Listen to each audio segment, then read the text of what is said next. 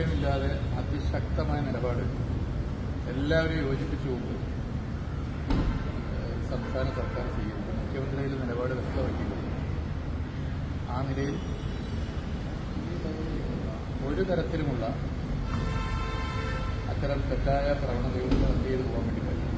ശക്തമായ നിലപാട് സ്വീകരിക്കും.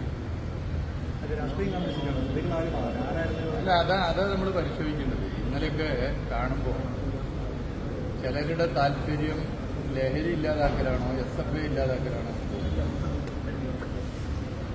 നമ്മൾ ഇതിലെല്ലാവർക്കും അറിയുന്ന കാര്യം എല്ലാ രാഷ്ട്രീയ പാർട്ടികളും ഇപ്പോൾ LDF ആയാലും UDF ആയാലും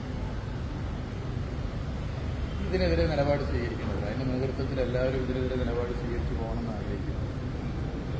ഏതെങ്കിലും ഒരു പ്രത്യേക മുന്നണിക്ക് ലഹരി ആകെ ഇവിടെ വ്യാപകമാണ് ആഗ്രഹം.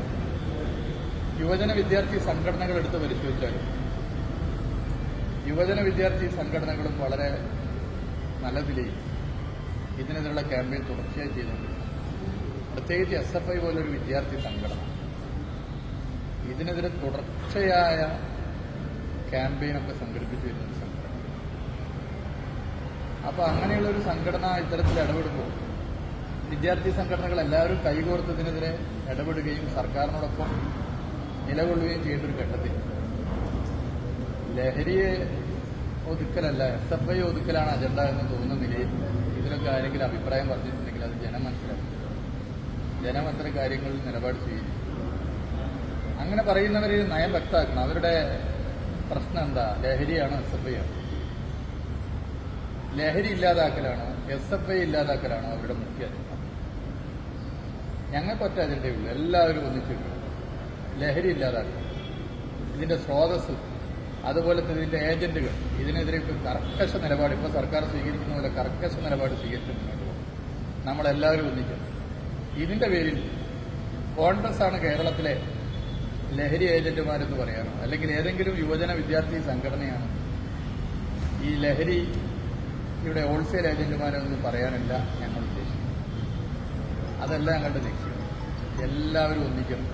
ഇതൊരു സാമൂഹിക പ്രശ്നമാണ്. എല്ലാവരും ഒന്നിച്ചു പോകണം. വ്യക്തിപരമായ പ്രശ്നമാണ്, സാമൂഹിക പ്രശ്നമാണ്. നല്ല നല്ല മനുഷ്യർ ഇതിന് അടിമപ്പെട്ടതിന്റെ ഭാഗമായിട്ട് എങ്ങനെയാണ് മാറുന്നത് നമ്മൾ കാണുന്നില്ല. അങ്ങനെ ഇതിന് അടിമപ്പെടുന്നവർ പിന്നെ അവരുടെ ജീവിതം പഴയതിൽ നിന്ന് വ്യത്യസ്തമായി മാറുന്നു എന്നുള്ളത് മാത്രമല്ല, അവരുടെ ചുറ്റും നിലകൊള്ളുന്ന മനുഷ്യരിലേക്കും ഇത് ബാധിക്കുകയും പകരുകയും ചെയ്യുന്ന സ്ഥിതിയാണുള്ളത്. മുഖം നോക്കാത്ത അല്ലെങ്കിൽ ബന്ധം നോക്കാത്ത അല്ലെങ്കിൽ മറ്റെന്തെങ്കിലും നിലയിലുള്ള നിലപാടുകളൊക്കെ വരും നമ്മൾ കാണുന്നു. അച്ഛനെ കൊല്ലുന്നു, അമ്മയെ കൊല്ലുന്നു, ആക്രമിക്കുന്നു. ഇങ്ങനെ ഒരു വല്ലാത്തൊരവസ്ഥയിലേക്ക് മനുഷ്യരെത്തുകയില്ല.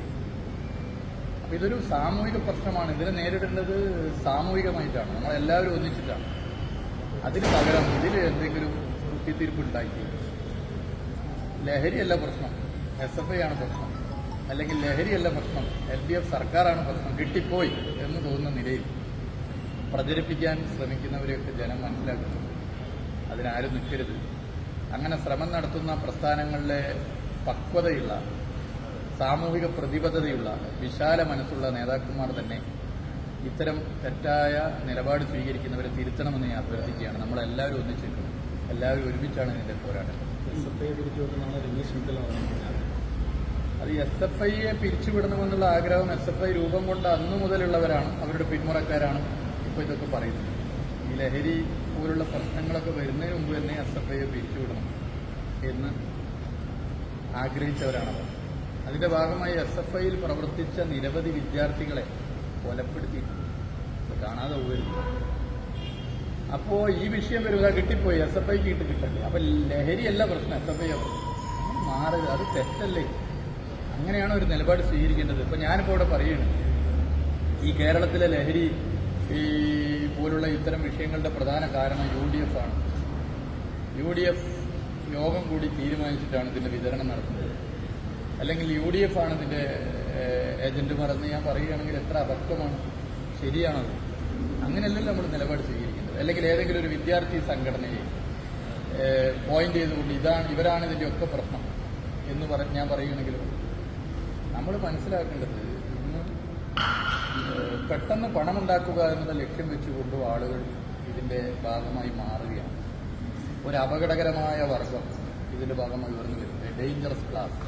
മഹാനായ ലെനിൻ്റെ വാക്കുകൾ കടമെടുത്ത് പറഞ്ഞാൽ ഇതിൻ്റെ ഭാഗമായിട്ട് ഉയർന്നു വരികയാണ്. ഇവിടെ നമ്മളെല്ലാവരും ഒന്നിക്കുകയാണ് ചെയ്യേണ്ടത്. എല്ലാവരും ഒരുമിച്ച് നിൽക്കണം. ദയവ് ചെയ്ത് ഇതിൽ മറ്റ് രാഷ്ട്രീയ താല്പര്യങ്ങൾ കലർത്തരുത്. ഇതിൽ ഒരു രാഷ്ട്രീയമുണ്ട്, അത് ലഹരിയെ തുരത്തുക എന്നുള്ള രാഷ്ട്രീയമാണ്. അതിൽ നമ്മളെല്ലാവരും ഒന്നിക്കുകയാണ് ചെയ്യുന്നത്. മറ്റൊരു കാര്യം, നമ്മുടെ ഈ ദേശീയപാത